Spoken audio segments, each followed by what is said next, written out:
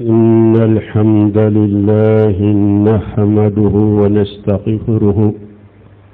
ونستعينه ونعوذ بالله من شرور أنفسنا ومن سيئات أعمالنا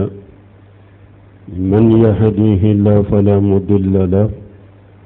ومن يضلل فلا هادي له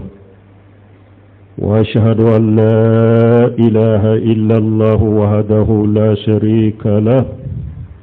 وأشهد أن محمدا عبده ورسوله صلى الله عليه وعلى آله وأصحابه وسلم تسليما كثيرا. أما بعد، عباد الله، قال تعالى: ولا تقف ما ليس لك به علم إن السمع والبصر والفؤاد كل أولئك كان عنه مسؤولا. وقال تعالى: ما يلفظ من قول إلا لديه رقيب عتيد. عباد الله، الكذب يجعل شاهبه يكتب عند الله كذابا. رواه البخاري ومسلم. فقد أروى البخاري ومسلم عن ابن مسعود رضي الله عنه قال: قال رسول الله صلى الله عليه وسلم: إن الصدق يهدي إلى البر وإن البر يهدي إلى الجنة وإن الرجل لا يصدق حتى يكتب عند الله صديقا. إن الكذب يهدي إلى الفجور وإن الفجور يهدي إلى النار وإن الرجل لا يكذب حتى يكتب عند الله كذابا. أمبي على التنو أمبي منيني أمبي أنيني على في أكاي أفهم أمبي شريا أمبي أنيني على في أكاكيشي كباني ركون تورما أنان كبارا جوكو أمبي شريا باتو فلسيتي من كباتو يتشيني على كلم توتي دي نغنت على الله. أمبي شريا محمد على كجوندو على كتشيدنو kisini nema baka anaka dunkewu anaka shebo alaku kisi min kacha kosobe note minaka boy alaka jongu alaku akakura na bayin kono akoy kana kuma fenna min doneti bodo akado akatilo anyu awdusuku ala bawu ñinin kan nunum be la qiyamado doni ba ko ni ayal la ñini e muñe hada made ni be kuma ni ba fo a ñañini folo ika sabati ñini ikana kuma fo ka kuma ni kuma mi na sabati ni adoni haqiqati buro tele fulana ikamenta ikana fokonye nimme kasoro imame inna samwa kana fokoye fendo me kasoro imame wal basara ikana fokonye fende uye kasoro imaye wal fuwada bisiki ya jugu miri jugu idusukun kono ikanu o miri ni mogoyede walima silama kana miriya jugu mirina e kana bisigiya jugu bisigiya nae parce que ikado itilewu inyewo idusku bisigiya jugu mi nugu bisigani silama uye ani miriya jugu ibe nyinin kan nimbe la qiyama alako aya wure kono ako hada madew awte kuma sifili ka bo awda fo malikiyaw dode hadar lembe eye kuma fodoro ya sabe a cinya do wa ngalon do wa hera do wa juguman do wa ma yalfiju min qawli illa ladayhi raqibu atid ite kuma su fili ka boita fokoro sili kala ni tangali kala do bi koro o hadra lembe kaba ika fota be anyuman na juguma cinya na ngalon aba be de sabe balmon ni aya fana kankari madaye hana made ni be kuma kibi nel lamaga ka dawolo lamaga miri de kuma min be foyi mira la de ikado ko sabele kira do bi koro nyumando wa jugumando wa ciando wa galondo wa miri de sani ka kuma Ahmad ibn Hanbali abana bagato abake kamuna taus ko ama ko Ahmadu ako eta do hari kamuna lay ayam min ko ma yalfaju min qawli illa ladayhi raqibu atid eta do Ahmadu hari be muna min kala ba sabewa Ahmad ibn Hanbali ya kamuna yimina fokata sama muna tuguni an kan janto nyere lambali mo balmo galon be ke sababu ye galon fo baga yibe sebe alafe ko galon tigela hadisana na Bukhari Muslim kono Abdullah ibn Mas'ud ka hadisa la kajje kabama ako ciden ko cinya fulede ni hada made cinya tigiye cinya fola ako cinya be hada made sama kata hera wudema cinya foli abe hada made sama kata hera dema hera fana be hada made sama kata arjanna dema ciden ko hada made ni kera cinya folai ika cinya fo kacha iye cinya fo ki ka barai ala bi sabe ale ala fe ko cinya tigi ala be ibe sabe ala fe ko cinya tigi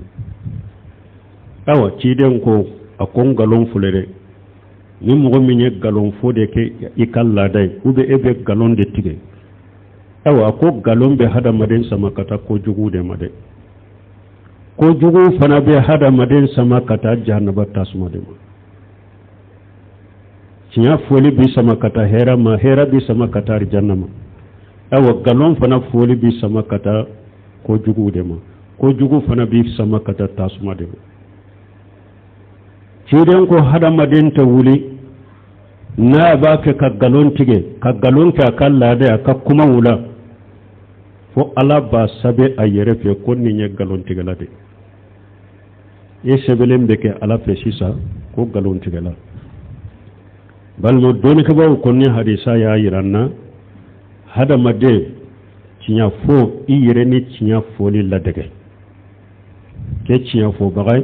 iki yere ni cinya fo iki yere ni wala dege pour ibe kisi ngalon ma cogomi ibe jate cinya tigu cela cogomi hadisa nya yiranna fana galon fana hada maden kana galon foli ki kala dai iyere koroshi galon foli ma kana galon foli ki kala dai ka kumaula ani kala kalilula niya ki kala dai ewa bi sama kata ko jugu fana bi sama kata jahannaba tasuma dema ya pibe sebe ala fe ko galon tigela niya hadisa do balmo hadisa do na sahih Bukhari kono sumrata ibn jundab ka hadisa do uba fo de ma hadisu ruya hadisa jambado de do cide aw hadisa ashigurado nabi nyima ko ashigo wayo wahawde ciden ko dondola ko ale dale sufe ko mogo fulanna ce fulanna na alema me hada madawunte malikawu de do ko na baga fulanna na alema hadisan kunan mako be yurumina ko unana ce doma adale atonka ajalendo adalendo atonka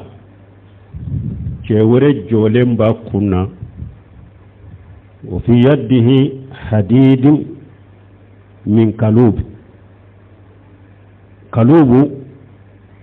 ويتيغلي فندودي نيغا سيغي لاو وبين نيغا تيغني ميني ubafo de mako kalubu akon nin dalemba tonka jane nin ce in fana jolemba ka nin tigeli prim ba bolo abake ka cein tamachi kata tonna aba nunci kata tonna aba nyeci kata tonna ni aye a fando in nin chogola aba yele matuguni fando in fana aba tamanci kata tonna aba annunci kata tonna aba nyeci kata tonna na betila nin fando ina famin cira ka korobe saga chogo korola abe sage ko ci fana ewan nin fana kala jaba chogo be nin chogo de la dro a ci den ko ale ko malika fulaiman subhanallah ma hajani ya ko saniya bi alaysa nin ci fulan fana ya jumaye qala malika fulayin ko innahu ar-rajulu يقضو من بيته فيكجب الكجبة تبلغ الآفاق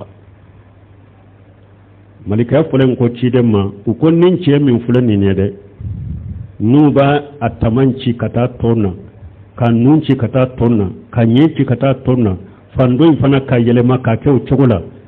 aleko ni kajanga kata chugwa be yelema malika bolo ni nchogo de la dro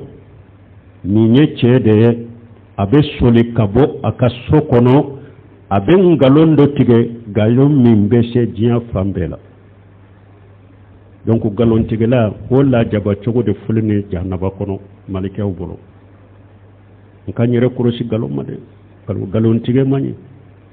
ya e chide ni fodom ya soro ni erjo soso wute ko ninye chede abe soli kabo aka dukono abe galon do tige galon min be se jiya fambela tebulugul afaqa abe se fambela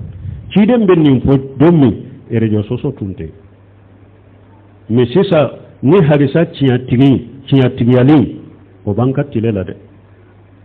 ni erejo soso munu fuleni nye dobe soli ka galon fo whatsapp ka sisa facebook ka sa tiktok ka sa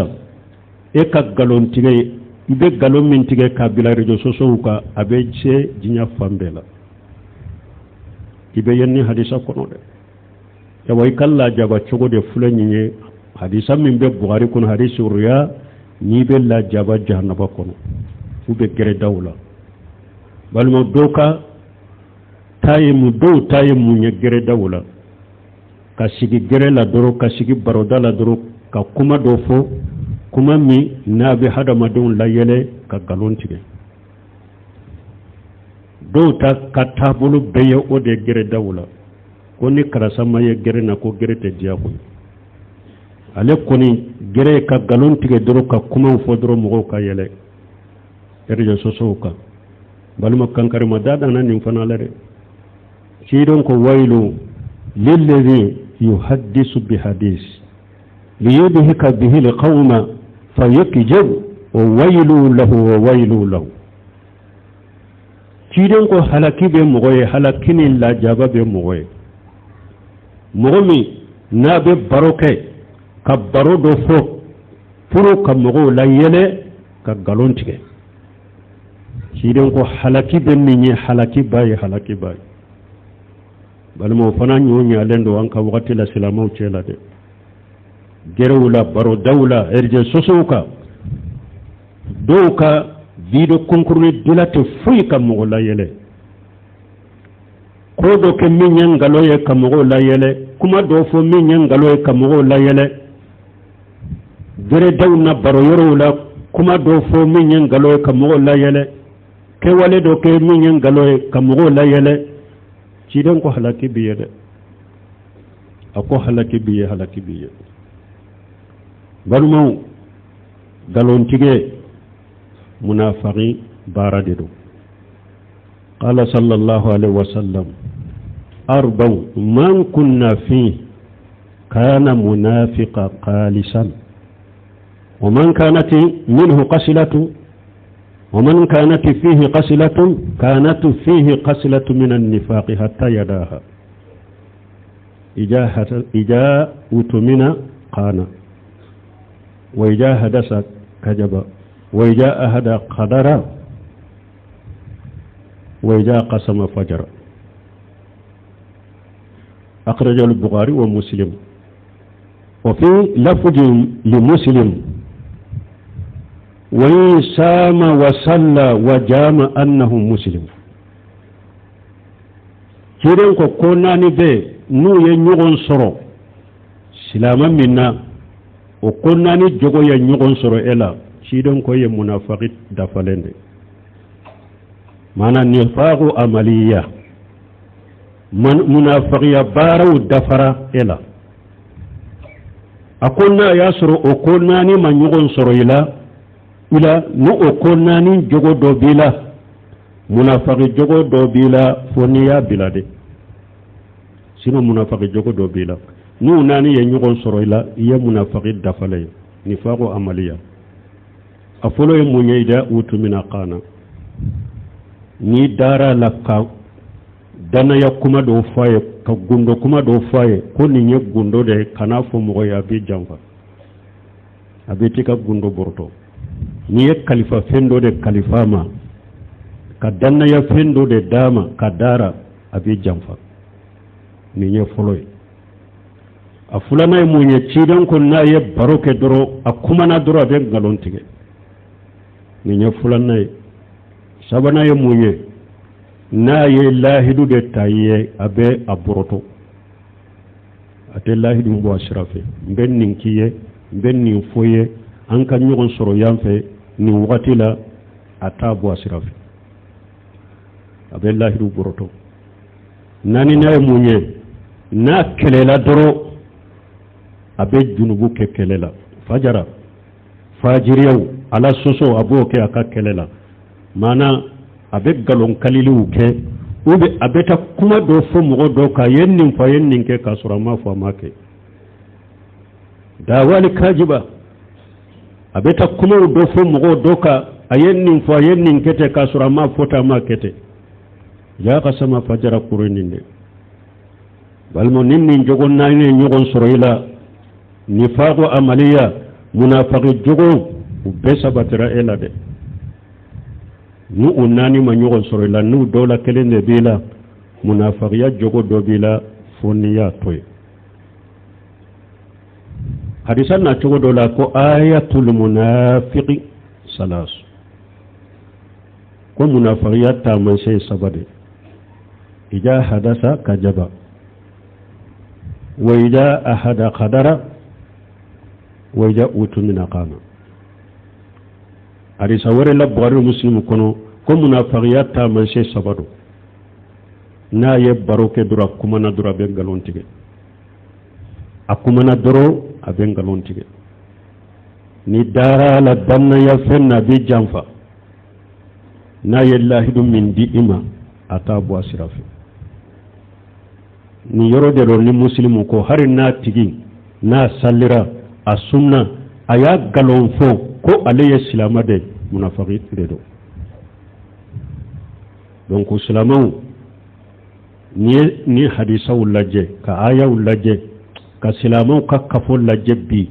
jogo min be silamu la galon tigewunu jamfaw danna yadda fa baliya ibe kono na fili de ibe kono na fili kosobe silamu ka kafo chela dugo kono jamana kono kiun kono du kono misir kono na wula niye nin jogo nyini silamu chela bi kon nun de ye silamiya jogo ye ni kide nyofo ka silamu kala halaye ibe kono na fili kosobe kasoro kafiru ye nin jogo dota umata lagara nyini kama de jiyan nafa parce que jogo do be silamiya kono ni o jogo ta iye barake nu ye jiya hera bula lagara hera bula wo kafiru ya laje jogo munu nu kele ni jiya hera be ula uye uluta lagara ko dalente olaw makote lagara hera ina ori atu do ube chinya fo utengalon fo ninu ye lahidu minta uba dafauta borto dana ya fin ubu dafautu borto amma fo kafir bede min ya ala jamfa o be saka jonka dana ya danfa udo uben nin ko sugu barake nu yo ma barake nu ye lagara kamade jinya hera min bula silamu fulete bebe bara la suni tile me munna barka mase kado bara nununa chaman be jagola munna barka mase kadola chaman be borla barawla munna barka mase ka bola nu be se ka bonnogola nin jogo de mase ka matarafa silamu no nyogonje galon tige kacha silamu no nyogonje nini minye bara nyogonya min damina ibe ala deli ala kaw nyuman fara nyogono akana se nyogoma abe galon munun tige ye abe lahidu munun boroto abe danaya munun jamfa ibe ala dele ala kimbon nin tala oye heray wote heray silamu cela dem balmo aka janto yere la balmo silamu aw abo chowolande ngalo hari shogoyina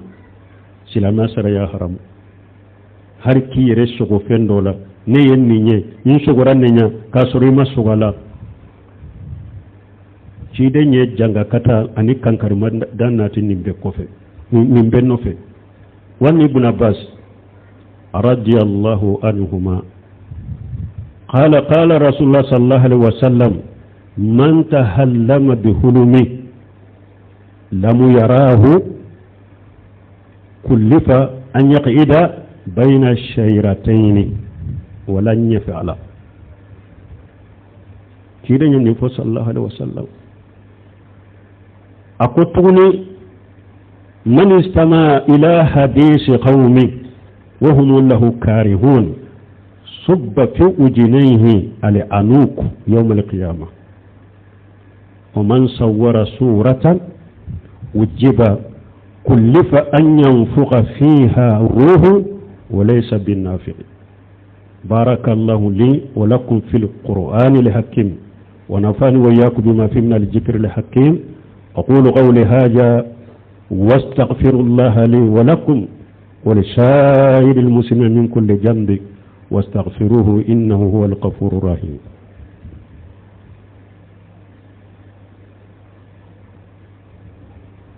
الحمد لله رب العالمين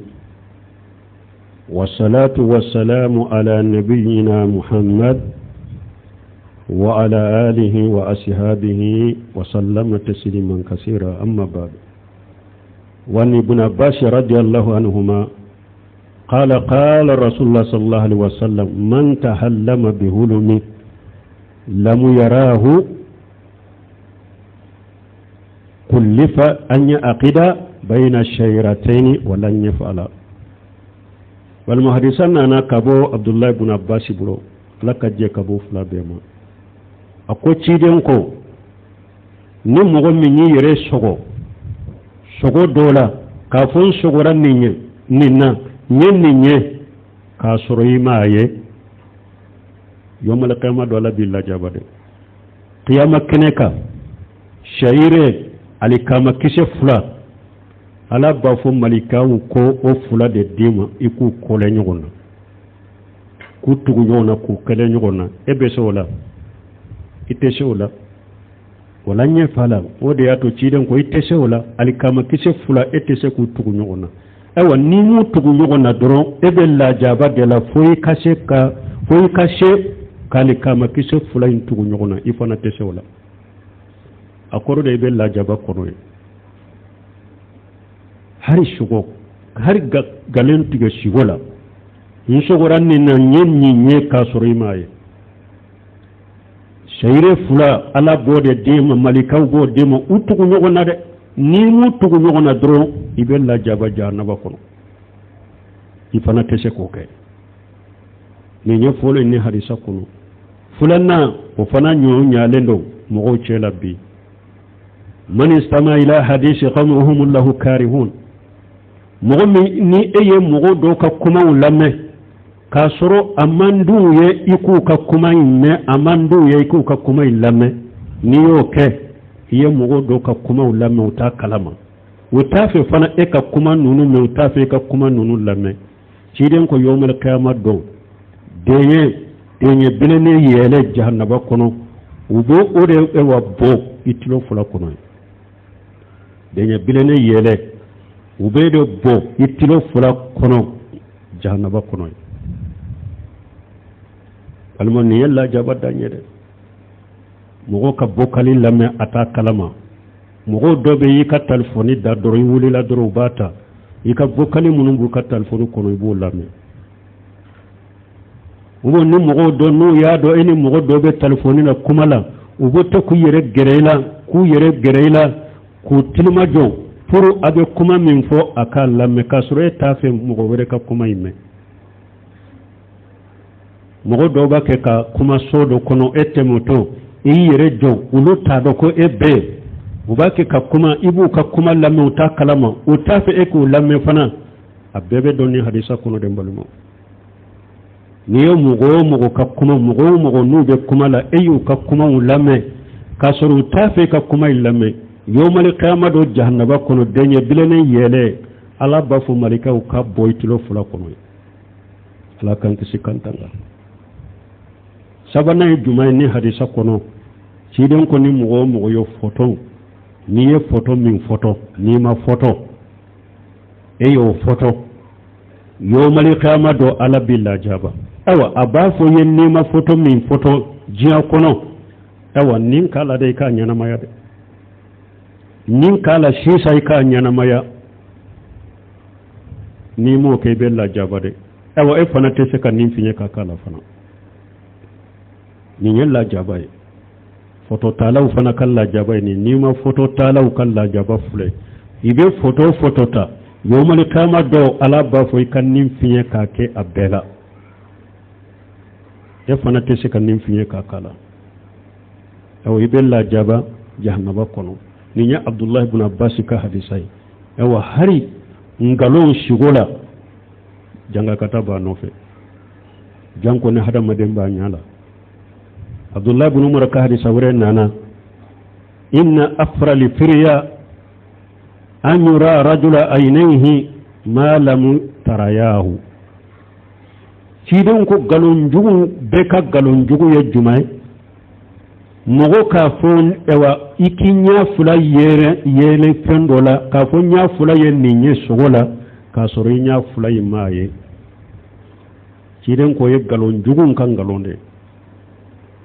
sogola nye fula ye ninye ka soro imaye nye fula maye galon pin ka galondo wala silamau aye sagi kataka qur'ana jogoma silamau aye sagi kataka hadisau jogoma silamau che fule ni kibariya min poira silamau ni nyugonche ni bo kibariya haqiqa soro ibe segede galon min bettige kibariya innofe sani ka kibariya haqiqa soro galon min yere bettige kibariya innofe ala yere deba dando silamau che labbi ate fo afo chogo nyuma la ate fo anye nyuma ka ate fo cinya folika gode ya to ala ben nimbede don nako wa in jaakum fashiqu bin nabai fatabayyanu nimbe be ka ni ala ko ni fashiq ni kuma na nauma akana minaka baraka na folore aya sabati linyini bali ma golo kuma munum be cari jiya kono kuma me ewa meta bete la kalita yede kuma meta bete mina fenye ka mina ka baraka na yede janko ni erjo soso ka bi kuma munum be foni erjo soso ka kuma munum be meni erjo soso ka abete mina fenya de abete mina fenya ka baraka na yede sege de be kala fasiki kacca silamau ce labbi wa in jaakum fasiqu bin nabai fatabayyanu wala an ka jogoni silamau jogo yembalima silamau ce bi illa marahim rabbi har bi mo kelen be silamau la mo nyuma be silamau ce la mo nyuma te bajiyan kono fokata jiyan wulew mi ambe kuma khaliba de kam min kacca silamau ce labbi galon tige la chayara silamau ce labbi mbalimo lahiru bortola chayara silamau chela bimbalimo dana ya borto chayara silamo chela bimbalimo kayada kelela keleni junubun kenni nyang e kele o chayara silamo chela bi ndala jalala de ala ka hakli man de ndama ala kan sagi kata qur'anama ala kan sagi kata sunnama ala fahamu salafus salih balma jamakulu sabai matanu fu ni ayaye ala ye jamakulu sabai tanu cidan ye jamakulu sabai tanu utanuna qur'ana ayawla utanuna hadisawla fen warawtun wujogorani qur'ana ni hadisade والسابقون الأولون من المهاجرين والأنصار والذين اتبعوهم على ما تنفوكوي ويبارك كني قرآن ني حديثه كجوغني قرآن ني حديثه